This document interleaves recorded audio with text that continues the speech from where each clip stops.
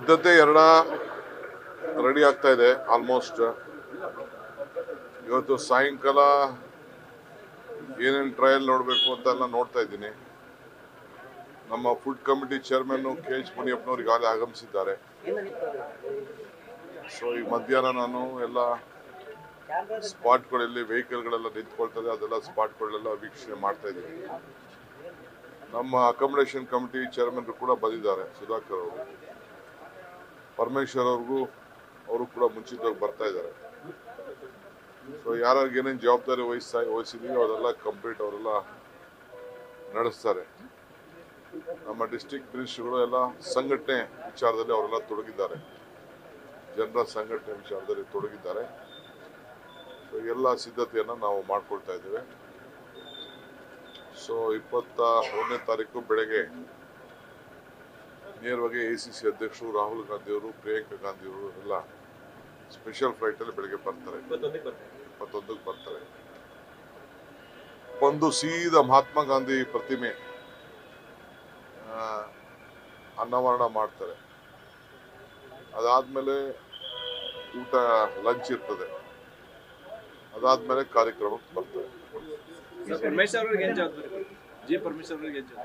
Entire ಇದಕ್ಕೇನೆ ಅವರು reception committee chairman ಇದ್ದಾರೆ. ನಾನು ಹೆಂಗೆ ಎಣ್ಸಕ್ಕಾಗ್ತದೆ? ನೋಡೋಣ, ಜನ ಇದೇನು ಯಾರು ಬೇಕಾದ್ರೂ ಬರ್ಬೋದು. ಇದೇನು ಯಾಕೆಂದ್ರೆ ಇದು ಗಾಂಧೀಜಿಯವರ ವಿಚಾರ. ಬಾಪು ಜೈ ಭೀಮ್, ಜೈ ಸಂವಿಧಾನ. ಅಂಬೇಡ್ಕರ್ ಅವರು ಎಲ್ಲರಿಗೂ ಸೇರ್ಕೊಳ್ತಾರೆ. ಸೊ ಸಂವಿಧಾನ ಕೂಡ ಎಲ್ಲರಿಗೂ ಸೇರ್ಕೊಳ್ತದೆ. BJP ಅಂತ ಇದನ್ನ ಗುರುತಿಸ್ಕೊಂಡು ಸದಸ್ಯತ್ವ ತೆಗೆದುಕೊಂಡಿರೋರು ಬಿಟ್ಟು ಬೇರೆ ಯಾರು ಬೇಕಾದ್ರೂ ಈ ದೇಶ ಉಳಿಸ್ಲಿಕ್ಕೆ ಬರ್ಬೋದು, ಸಂವಿಧಾನ ಉಳಿಸ್ಲಿಕ್ಕೆ ಬರ್ಬೋದು, ಗಾಂಧಿ ಆಚಾರ ವಿಚಾರವನ್ನ ಪ್ರಚಾರ ಮಾಡಲಿಕ್ಕೆ ಬರ್ಬೋದು, ಎಲ್ಲರೂ ಬರ್ಬೋದು. ಜಗದೀಶ್ ಶೆಟ್ಟರ್ ಅವರು ಈಗ ಜಸ್ಟ್ ಒಂದು ಆರೋಪ ಮಾಡ್ತಾ ಇದ್ದಾರೆ. ಕಾಂಗ್ರೆಸ್ನವರು ಏನಂತಂದ್ರೆ ಸರ್ಕಾರಿ ಹಣದಲ್ಲಿ ಜಾತ್ರೆ ಮಾಡ್ತಾ ಇದ್ದಾರೆ ಇಲ್ಲಿ ಬೆಳಗಾಮಲ್ಲಿ. ಗಾಂಧಿ ಫೋಟೋ ಹಾಕಿಲ್ಲ,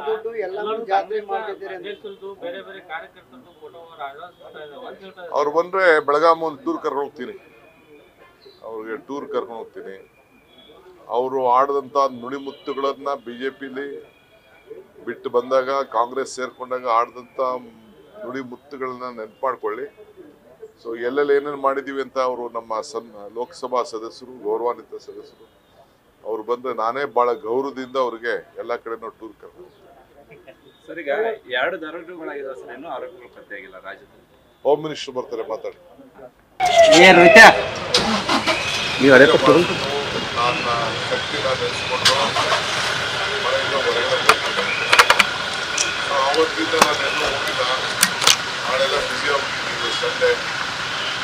ಸೊ ಅದಕ್ಕೆ ದೇವಸ್ಥಾನಕ್ಕೆ ಹೋಗೋಣ. ನಿಮ್ಮಿಂದ ಎಲ್ಲ ರಕ್ಷಣೆ ಬೇಕಲ್ಲಪ್ಪ ನಂಗೆ.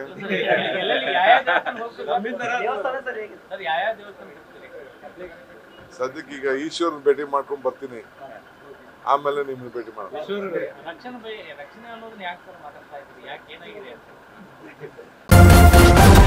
ನ್ಯೂಸ್ ಫಸ್ಟ್, ನಿರ್ಭೀತಿಯಿಂದ ನಿಮ್ಮ ಪರವಾಗಿ.